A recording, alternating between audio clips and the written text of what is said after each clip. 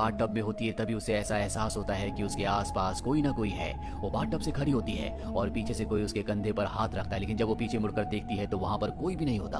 वो इन सब चीजों से डर जाती है और इवान को बताती है कि मुझे लगता है कि मेरे आसपास कोई है। इवान कहता है कि ऐसा कुछ नहीं है, ये सिर्फ तुम्हारा एक भ्रम है, तुम्हें सो जाना चाहिए। इसके बाद वो सो जाती है, लेकिन रात को जब उसकी आंख खुलती है तो देखती है कि इवान उसके पास नहीं होता। वो इवान को देखने के लिए कमरे से बाहर निकलती है। वो देखती है कि इवान अपनी बहन लीजा से बात कर रहा है। लीजा इवान को कहती है कि अगर हमने ऐसा नहीं किया तो वो शैतानी ताकत हमारे पूरे परिवार को मार देगी। नेस्टिया ये सारी बातें सुन लेती है और वापस अपने बेड पर आ जाती है। कुछ देर बाद इवान उसके पास आता है और उसे कहता है कि कल सुबह हम यहाँ से निकल जाएंगे। पर जब सुबह नेस्टिया उठती है तो देखती है कि इवान उसके पास नहीं सोया। वो उसे पूरे घर में ढूंढती है लेकिन उसे कहीं नहीं मिलता। तभी लीजा बताती है कि इवान अपने दोस्तों से मिलने के लिए शहर चला गया है। ये सुनकर नेस्टिया को बहुत अजीब लगता है। वो इवान को कई बार कॉल भी करती है लेकिन उसका फोन नॉट रीचेबल होता है। इवान की बहन लीजा कुछ देर बाद नेस्टिया के पास एक वेडिंग ड्रेस लाती है और उसे बताती है कि ये हमारी खानदानी वेडिंग ड्रेस है। हालांकि तुम्हारी शादी हो चुकी है लेकिन हम चाहते हैं कि तुम्हारी शादी एक बार फिर से हमारे खानदान की परंपरा के अनुसार हो। वो उसे उस वेडिंग ड्रेस को पहना देती है, साथ ही उस रिंग को भी जो उसने उसे डाइनिंग टेबल पर दी थी। कुछ देर बाद नेस्टिया अपने कमरे में चली जाती है और तभी उसे एल्मीरा के पीछे कुछ हलचल दिखती है और जब वो एल्मीरा का दरवाजा खोलती है तो वहाँ पर एक खुफिया रास्ता होता है जिसे देखकर उसे कुछ भी समझ में नहीं आता। और तभी यहाँ पर लीजा का बेटा आता है। वो नेस्टिया से कहता है कि मेरी बहन इसी रास्ते से अंदर गई है और उसका पैर वहाँ पर फंस गया है। दरअसल ये जो रास्ता है ये हर एक कमरे के अंदर से निकलता है, यानी कि इस रास्ते से किसी भी कमरे में जाया जा सकता है। और अब नेस्टिया और लीजा का बेटा दोनों के दोनों अंदर चले जाते हैं, जहाँ पर इन्हें लीजा की बेटी भी मिल जाती है। लेकिन नेस्टिया यहाँ से एक और कमरे में जाती है जहाँ पर उसे कई सारे फोटो फ्रेम्स मिलते हैं, लेकिन वहाँ पर एक अजीब सा फोटो फ्रेम होता है जो पूरी तरह से नेगेटिव की तरह होता है। और तभी इन्हें अपने सामने एक साया दिखता है जिसे देखकर सबके सब डर जाते हैं। लीजा का बेटा कहता है कि वो आ गई। नेस्टिया को कुछ भी समझ में नहीं आता और ये सब के सब वहाँ से बाहर आ जाते हैं। बाहर आने के बाद नेस्टिया अपने आप को शीशे में देखती है, लेकिन तभी उसे एहसास होता है कि जिस साये को शीशे में देख रही है वो उसका साया नहीं है बल्कि उसी की तरह दिखने वाला कोई और साया है। नेस्टिया अपने आप को बचाने के लिए बाहर भागती है, लेकिन वो साया शीशे से निकलकर उसका पीछा करना शुरू कर देता है। नेस्टिया वहीं पर बेहोश हो जाती है। नेस्टिया को घर के अंदर लाया जाता है और अब नेस्टिया को विजन्स आते हैं जिसमें वो इवान के परदादा को देखती है जो इसी घर में होते हैं। सबके सब ऊपर के कमरे से नीचे भाग रहे होते हैं जबकि इवान के दादा नीचे से ऊपर जाना चाहते हैं, लेकिन सब उन्हें कमरे में जाने से रोक रहे होते हैं। इसके बाद नेस्टिया को होश आ जाता है और कहानी वापस प्रेजेंट में आ जाती है जहाँ उसके पास इस खानदान की फैमिली डॉक्टर आती है। वो नेस्टिया से पूछती है क्या तुम वर्जिन हो? नेस्टिया कहती है कि हाँ मैं वर्जिन हूँ। इसके बाद डॉक्टर चली जाती है, लेकिन अब नेस्टिया ने फैसला कर लिया है कि वो इस घर में नहीं रहेगी। वो इवान को कॉल करने की कोशिश करती है लेकिन उसका फोन अब भी नॉट रीचेबल होता है। वो उसे मैसेज कर देती है कि मैं घर छोड़कर जा रही हूँ और जब वो यहाँ से निकलने के लिए अपनी गाड़ी में बैठती है तभी वो घर से डॉक्टर को निकलते हुए देखती है। तो डॉक्टर पर पहले से शक होता है, इसीलिए वो उसका पीछा करती है और वो देखती है कि डॉक्टर एक घर के अंदर गई है जिस घर के अंदर इवान को कैद किया गया है। डॉक्टर उसे नशीली दवा पिला रही होती है और जब डॉक्टर वहाँ से चली जाती है तो नेस्टिया खिड़की के पास जाती है। इवान उसे देख लेता है और उसे कहता है कि तुम भाग जाओ और ठीक उसी पल हम उसके पीछे एक ब्राइड का साया देखते हैं। अब नेस्टिया यहाँ से भागना चाहती है लेकिन ब्राइड के उसके पीछे आने से उसकी पूरी की पूरी शक्ति खत्म हो जाती है और वो एक गड्ढे के अंदर गिर जाती है। नेस्टिया को बहुत कमजोर फील हो रहा होता है और तभी यहाँ पर इवान के फादर आ जाते हैं जो नेस्टिया को गड्ढे से निकालकर घर के अंदर वापस ले जाते हैं, जहाँ पर इवान की बहन और डॉक्टर दोनों उसे कुछ ड्रिंक पिलाते हैं जो कि बेहोशी की दवा होती है, जिसे पीने के बाद नेस्टिया सो जाती है और एक बार फिर से वो अतीत में चली जाती है। उसे विजुअल्स आने शुरू हो जाते हैं जैसे कि उसे पिछली बार आए थे, जहाँ पर उसने देखा था कि इवान की पूरी फैमिली ऊपर से नीचे आ रही है, लेकिन इवान के जो परदादा होते हैं वो नीचे से ऊपर जाना चाहते थे और वो ऊपर के कमरे में चले जाते हैं जहाँ पर उनकी पत्नी होती है जिसका चेहरा बर्फ की तरह ठंडा होता है और वो इवान के परदादा को यानी कि अपने ही पति को मार देती है।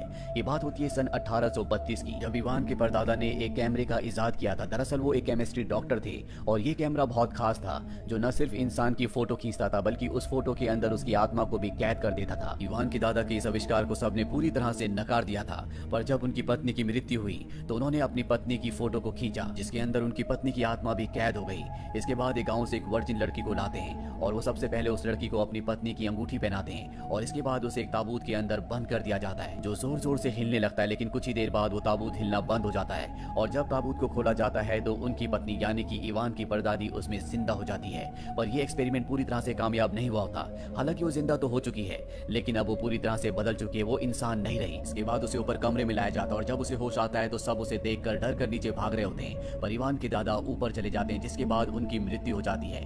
नेस्टिया होश में आ जाती है, उसे पूरी हकीकत पता चल चुकी है, इसीलिए वो घर से भागने की कोशिश करती है लेकिन उसे पकड़ लिया जाता है और नीचे बेसमेंट में बांध कर रख दिया जाता है। यहाँ पर इवान की दादी की बॉडी भी होती है जो कई सालों से यहाँ पर है और अब उसके अंदर एक बार फिर से शैतानी आत्मा अपना कब्जा कर लेती है और वो बॉडी धीरे धीरे नेस्टिया की तरफ बढ़ना शुरू कर देती है। हालांकि नेस्टिया यहाँ से भागना चाहती है लेकिन उसे बांधा गया है और इससे पहले कि वो बॉडी नेस्टिया तक पहुंचती यहाँ पर इवान आ जाता है। वो नेस्टिया को उठाकर अपने साथ गाड़ी से यहाँ से ले जाता है। वो नेस्टिया से कहता है कि मुझे माफ कर दो, मुझे नहीं पता था कि मेरा परिवार तुम्हारे साथ ऐसा सलूक करेगा। दरअसल ये एक डीमन है जो सदियों से हमारे परिवार के ऊपर हावी है, और अगर मेरे परिवार ने उसकी आत्मा को तुम्हारी बॉडी के अंदर ट्रांसफर नहीं किया तो वो डीमन मेरे पूरे परिवार को नुकसान पहुंचाएगा। लेकिन मैं तुमसे प्यार करता हूँ, मैं ऐसा नहीं चाहता। काश कि मेरे पास वो फोटो का नेगेटिव होता जिसके अंदर मेरे परदादा ने मेरी दादी की आत्मा को कैद किया था। मैं उसे नष्ट करके इस डीमन को हमेशा के लिए खत्म कर देता। लेकिन हमें नहीं पता कि वो नेगेटिव फोटो कहाँ पर है।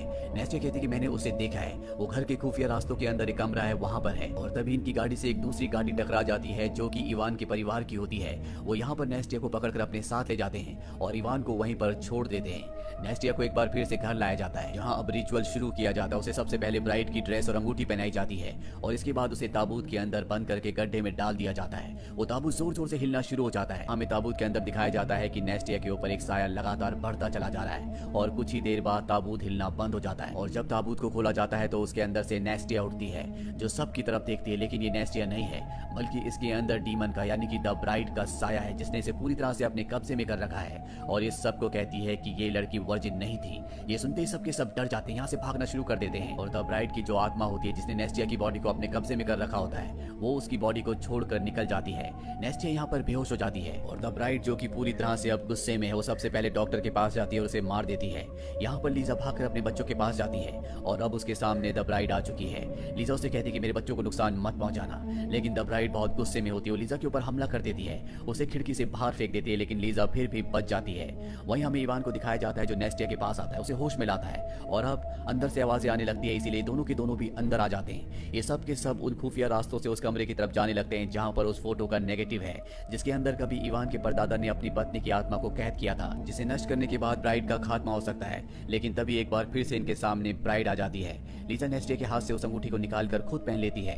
दरअसल इस अंगूठी की तरफ वो अट्रैक्ट होती है क्योंकि ये उसी की होती है। और अब द ब्राइड लीजा को अपनी तरफ खींच लेती है और उसकी बॉडी को पूरी तरह से पजेस्ट कर लेती है, यानी कि अब लीजा की बॉडी के अंदर द ब्राइड है। वो नेस्टिया से कहती है कि मेरे बच्चों को मुझे दे दो, लेकिन नेस्टिया साफ साफ मना कर देती है। और लीजा जिसके अंदर द ब्राइड का पूरी तरह से कब्जा है, वो अपने बच्चों को छीन कर ले जाती है। पर तभी नेस्टिया अंदर कमरे से जाती है और उस नेगेटिव की फोटो को ले आती है जिसके अंदर आत्मा कैद है। और वो लीजा से कहती है कि अगर तुमने बच्चों को नहीं छोड़ा तो मैं इस फोटो को जला दूंगी।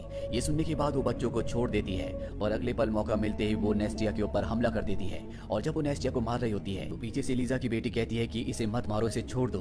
और जब वो अपनी बेटी की आवाज सुनती है तो वापस वो अपनी सेंसेस में आ जाती है और कुछ पल के लिए ब्राइड उसकी बॉडी से निकल जाती है। लेकिन द ब्राइड जो कि एक डीमन है, एक बार फिर से उसकी बॉडी में कब्जा करना शुरू कर देती है क्योंकि उसने उसकी अंगूठी पहनी है। और यहाँ पर लीजा को एहसास हो जाता है कि इस ब्राइड से बचना इतना आसान नहीं है। वो नेस्टिया से कहती है कि मेरे बच्चों का ध्यान रखना। इसके बाद वो फोटो फ्रेम को उठाती है और अपने साथ साथ उस फोटो फ्रेम को भी जला देती है, जिससे डीमन की आत्मा यानी कि द ब्राइड भी जलकर खत्म हो जाती है। जिसके बाद ये सब के सब यहाँ से सुरक्षित निकल जाते हैं। कुछ वक्त बाद यहाँ पर एक नई फैमिली आती है जो इस घर को खरीदना चाहती है क्योंकि ये घर बहुत सस्ता मिल रहा होता है। वो कहते हैं कि इस घर को रेनोवेट करके बहुत अच्छा बनाया जा सकता है। और तभी उनके बेटे को दीवार पर एक होल दिखता है और जब ये सब के सब होल से अंदर देखते हैं तो वहाँ पर एक साया होता है। इसी के साथ ये फिल्म, ये कहानी यहीं पर